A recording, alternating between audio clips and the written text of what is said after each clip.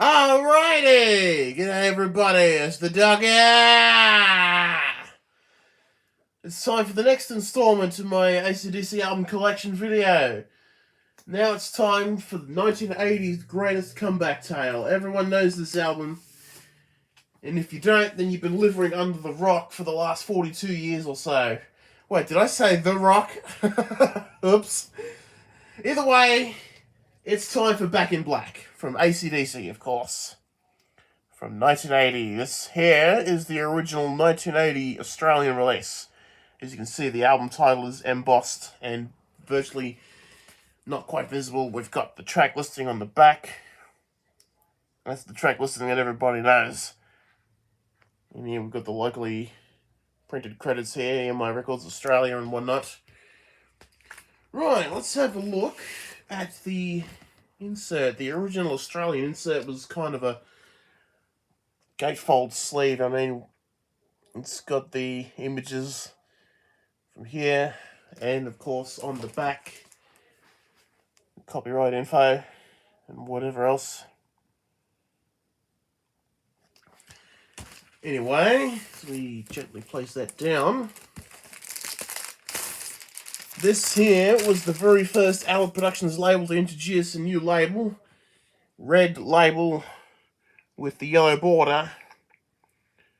From 1971 to mid-1980, this was originally blue, before this very album here replaced it.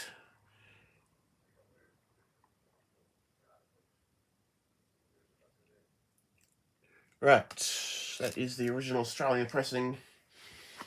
To have not very many copies on vinyl, but I've got many copies to show you, with just one exception, which is now currently sitting in my collection of framed vinyls. This here is a reissue from about 1983-ish. This particular red label here. Again, it looks orange on camera, but you know, if you've seen it in person, you'll know that it's a reddish orange.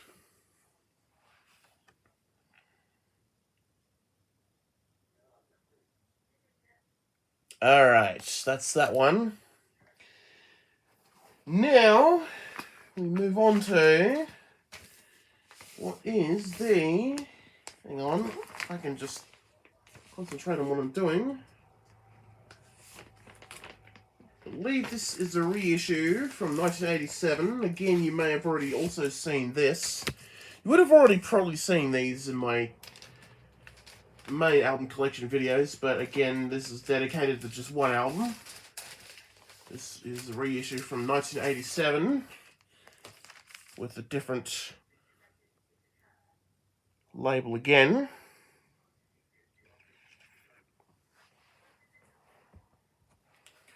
As you can see, the text is a little different too. Okay. I only have just one international pressing, and it's from New Zealand. Very similar misprint to the Power Age that came out in 1981. This reissue here, interestingly, shows the AC/DC logo in blue, and the Back in Black is made a lot more legible in this version. And the text on the back, which has the infamous incorrect order, is also in blue as well.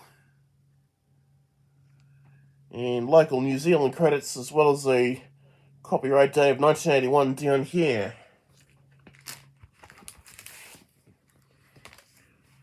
The insert is essentially the same as well, and the label itself is identical to the original Australian one, but with completely different font. So here's the New Zealand version. As you can see, it uses the similar titles to what's printed on the Australian labels.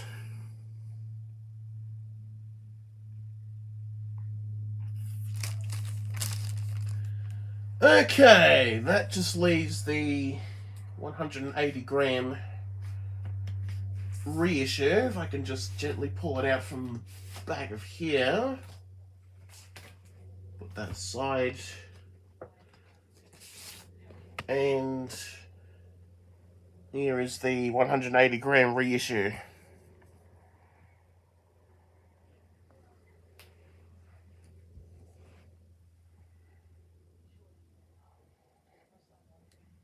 Alright. Now onto the cassettes. I currently have 7 copies of Back in Black on cassette, which is more than what I previously had. Did recently pick up some more recent copies from the last year. Let's start from the beginning. This is the recently obtained 1980 original Australian cassette. Spine here.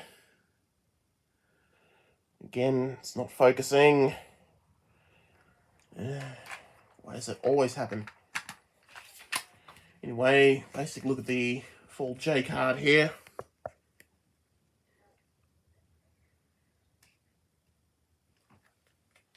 Alright, now the cassette itself is the typical black text from that era.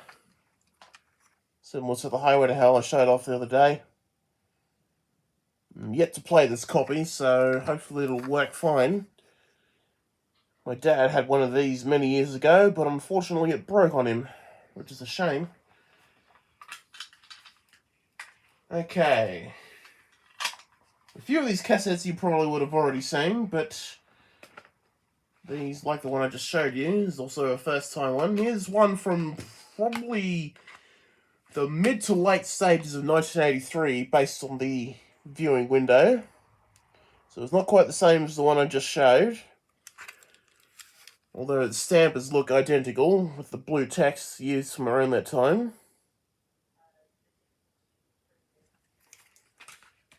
Right, that version. Next one's probably from around 1984-ish. Not really seen this one very often.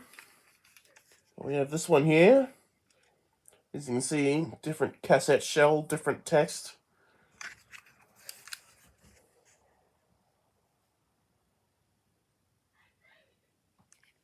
Okay, that's that one. Now, this next one was my mother's cassette, and unfortunately, like many of the ones she had, they one basically had their tapes ripped out of the center, and you'll probably notice well, it might not show, but oddly coloured reels, because originally the reel that came with this cassette was recently used to repair the recently obtained Abbey Road cassette that I showed off in my Beatles cassette collection a month or so ago. Because the reel from the Abbey Road tape, unfortunately, it broke. And because I had this already broken copy of Back in Black, I thought, you know, let's just swap the reels over. And I was able to get the Abbey Road cassette fixed. And it's working again. Anyway, that one's probably from around 1986. This one's probably from anywhere between late 1986 and early 1987. This is a different label design again.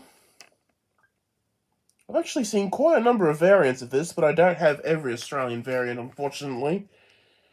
Some of them I've not been able to find, or they've been a bit out of my price range. I try to pay no more than $200 to $300 if and where necessary, but hopefully no more than $200 per item. Anyway, this next one's identical to the one I just shown, but this one is black text. I've not seen any other AC/DC album with this particular label design, or at least with this colour anyway. So yes, I'm surprised that Back in Black has had so many label variants. Still a little screwy after having COVID as of late. I'm definitely on the mend, although I won't be going anywhere for at least another week or so. Anyway, here is the 1989 CBS reissue. I don't have the vinyl version, unfortunately. You can see, different logo. J card is different again. Ah, you're stuck. There we go. Again, this is the J card on this version. And around in here as well. Alright, back you go. The cassette itself is here. There's a bit of an issue with this tape. may have been chewed at some point at the end of Hell's Bells and the beginning of Rock and Roll Noise Pollution. Otherwise, this tape does reasonably play through.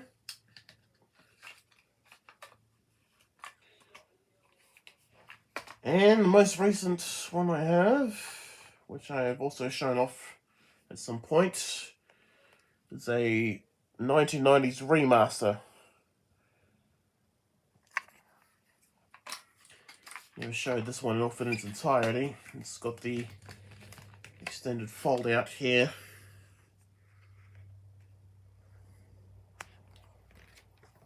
And in here, of course, these pictures again. And the cassette itself is here.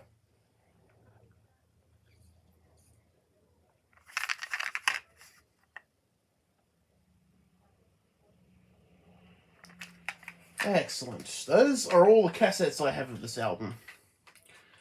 Now it's time for the CDs. Got plenty of CD copies. I'm sure you would have already seen me show all of these before. But if you haven't, you're about to see them for the first time. Starting here with the first of the CDs made in Japan for the Australian market. Originally in 1985 and then reissued again in 1987. This particular version, in my opinion, is the best sounding version of the album on CD. Very clean sounding. Definitely worth seeking out if you can find it. Okay. Now, the first of the Australian made CDs. This one is virtually identical except it was made by Distronics and CBS. This one's a pretty decent sounding CD. It's very close to the Japanese made one, but it's maybe a little harsher on the ears. It doesn't sound as clean at times, but otherwise it's also a reasonable sounding one.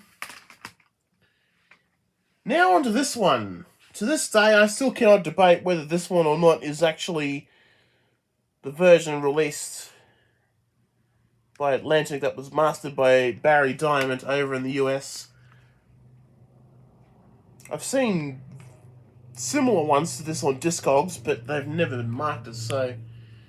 Discogs' information on this particular CD seems to be all over the place. And this is a poor sounding CD, and it has skipping issues despite it being mostly unscratched, which does get rather irritating at times. Especially on Given the Dog a Bone. It's been well documented that there's a slight issue or a slight truncation of the intro to Given the Dog a Bone on the Barry Diamond mastered CD. I think this disc has something similar, but I've not actually got a definitive copy of that particular mastering, so I can't be certain whether or not it really is or not. Anyway, this one here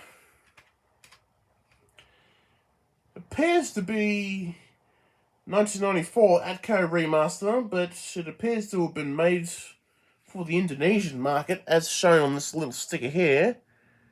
If it'll focus. Why will you not focus? Anyway, it says marketed and distributed by PT Warner Music Indonesia anyway.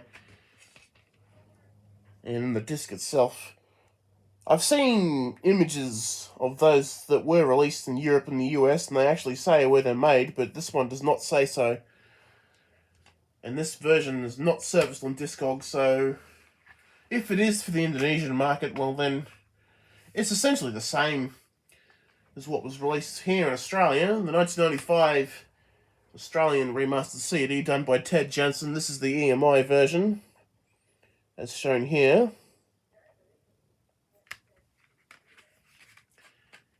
And of course, the disc itself. And of course, inside the front cover itself, you've got the... you want to get stuck. Nothing's playing nice today. Hang on. There we go. Inside, we've got all the lyrics to all the songs, with the images from the original LP insert as well. And there as well. and the Angus image on the back. There is counterfeits of this version getting around, made in Russia, I believe. But this version is the legit version. You don't find me purchasing counterfeits, thank you very much. And, of course, Festival Mushroom Records reissued this very mastering again in 2002. You can tell again by the different logo on the back.